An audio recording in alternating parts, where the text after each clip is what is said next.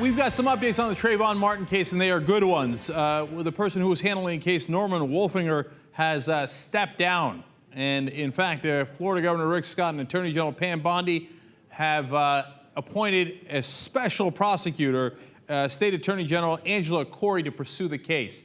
That is very good. Also, President Obama was asked about this today, and here's what he said. So I've got to be careful about my statements to make sure that we're not impairing any investigation that's taking place right now. But obviously, this is a tragedy. I think about my own kids. And it is absolutely imperative that we investigate every aspect of this. All right, non-controversial, but good to hear the president, speaking out on this. But his next point really struck home for a lot of people, and I think it was a little moving. Let's watch.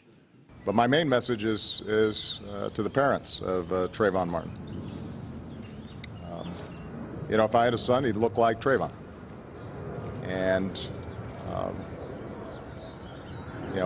I think they are right to expect that all of us as Americans are going to take this with the seriousness it deserves, and that we're going to get to the bottom of exactly what happened. I think that's a powerful statement, and a lot of people are talking about it today. The president saying, my son would look like Trayvon, and it really hits home for a lot of people.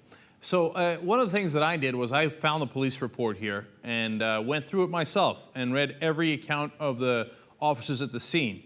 The one officer that seemed to have the most account in favor of George Zimmerman was Officer Timothy Smith. He's the one that claims that Zimmerman had a bloody nose and that his back was wet, indicating that he might have fallen on his back at some point.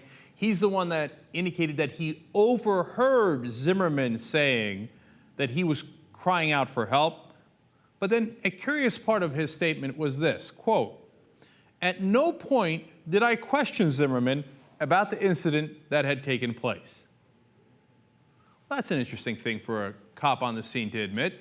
So apparently you gave all these details, and the ones you could visually observe is one thing, but even quoting about him overhearing Zimmerman's defense, but you didn't even bother questioning him.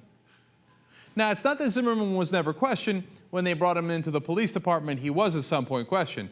But Officer Smith's account of this story seems very questionable. So at the very least, if you didn't question him, you shouldn't be giving statements that are in his favor for no reason when you're the cop investigating the case where he did the shooting. Second of all, why didn't you question him? When you're on the scene, that's the best time to question him and put him on the record. Later, he can talk to his defense attorneys. He can come up with other reasons. He can invent things. But on the scene, when he's most harried, that's when the cops immediately ask a suspect questions. But here, Officer Smith saying, well, you know what? I didn't think I would. Okay. Well, at least now we know.